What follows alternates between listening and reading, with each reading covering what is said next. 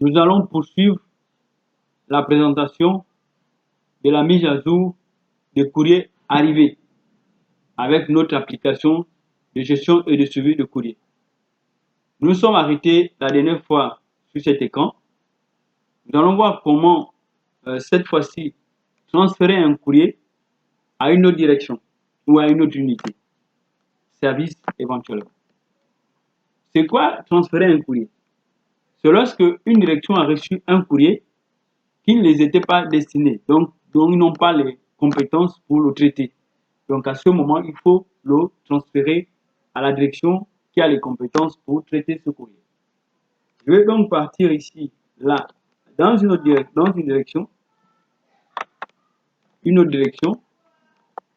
avec l'utilisateur user1, US1, et cet utilisateur appartient à la direction du matériel. Et on va vérifier, est-ce qu'ils ont des courriers arrivés? Il n'y a pas de courrier arrivé, ni de courrier transféré. Parce que les courriers arrivés qui sont transférés à deux directions vont apparaître dans la liste des courriers arrivés de la direction à laquelle on a transféré le courrier. Donc on va revenir à notre direction ici, l'UT1, l'utilisateur UT1, qui appartient à la direction centrale de la statistique. Donc on va transférer le courrier avec le numéro d'ordre 29. Pour cela, comment je fais? Je vais donc double-cliquer sur le bouton à cocher ici. J'ai une boîte qui s'affiche. Sur cette boîte de dialogue, j'ai les informations, le numéro du courrier que je vais transférer, le sujet même et les directions ou les destinataires.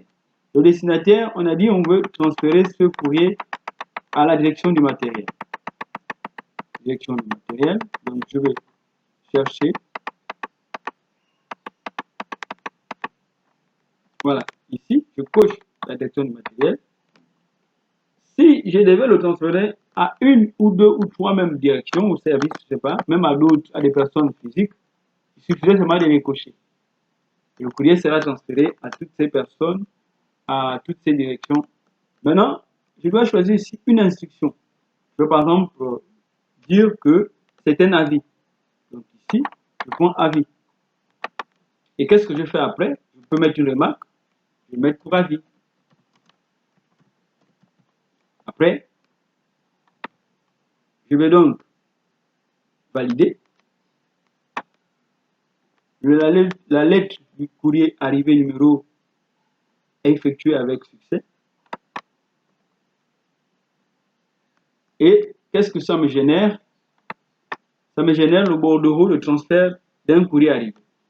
Nous le voyons. Voyons notre bordereau ici. Voilà notre bordereau.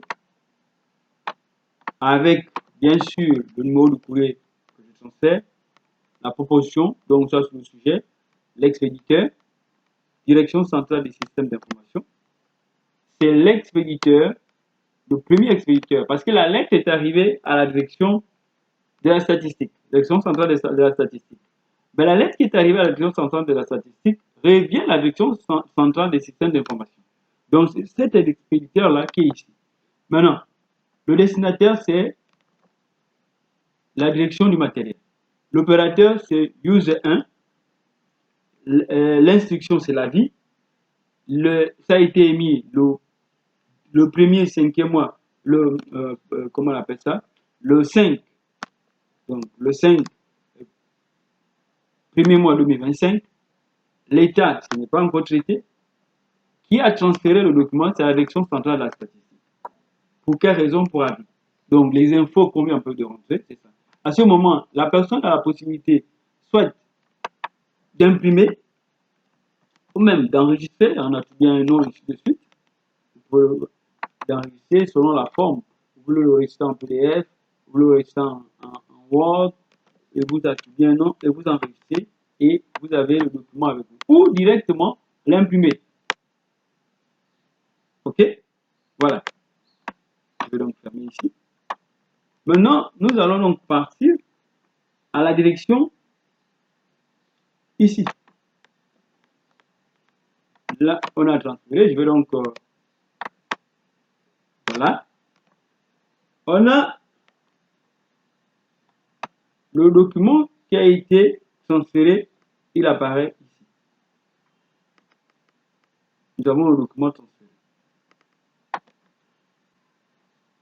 Imaginons que cet utilisateur aussi, normalement, ce n'est pas dans cette direction que le document va être transféré. Il va aussi être encore retransféré. C'est très important parce que souvent, les courriers disparaissent en chemin. Après, on va venir chercher un courrier, on va dire, bon, ok, mais j'avais déposé chez vous le courrier. Mais là, au moins, on a la traçabilité. On suit à quel niveau se trouve le courrier et ça nous permet vraiment de retrouver à quel niveau on a sûrement perdu le courrier, ainsi de suite. Mais même si on a perdu le courrier, puisque nous avons ici la possibilité d'avoir,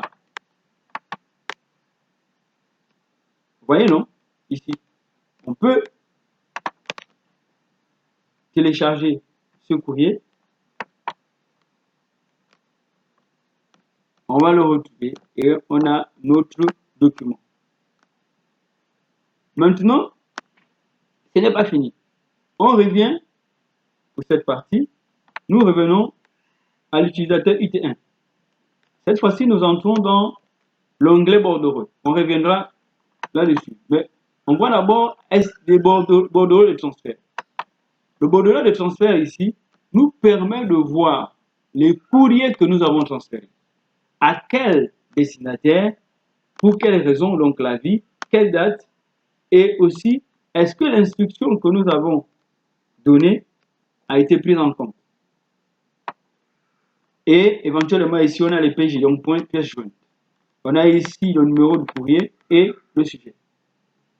Maintenant, lorsque nous partons chez l'utilisateur à qui on a transféré le courrier, nous allons dans le traitement. On regarde traitement de courrier transféré. Nous avons le courrier qui a été transféré. Ici, ce sont la liste des transferts de courrier arrivés reçus. Donc ici, les courriers qu'il a reçus, il a reçu le courrier telle proposition, ainsi de suite, et il a la possibilité de donner son avis ici. L'avis, c'était de mettre un avis. Donc, si le directeur, ou c'est même lui-même le directeur qui est en train de travailler sur le courrier, ou il a mis le courrier chez sa secrétaire ou son chargé d'études qui a le compte au niveau de l'application, à ce moment, qu'est-ce que la personne fait? Si l'avis a été donné, il suffit seulement de double-cliquer ici et de confirmer. S'il confirme, il confirme. On a ici quoi? Il a confirmé, l'état s'est confirmé. Date traitée, c'est le 5 mois 2025.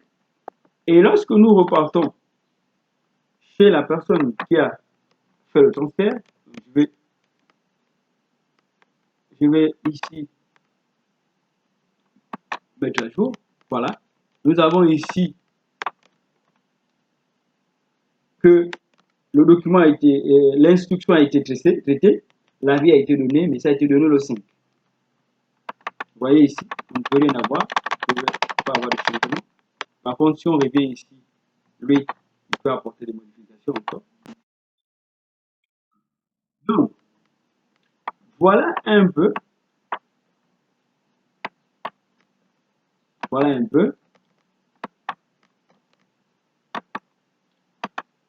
ce que nous pouvons dire au niveau de la mise à jour des courriers arrivés. Bien sûr, il y a d'autres. Ici, vous voyez, ça permet de télécharger les pièces jointes, ça permet de supprimer.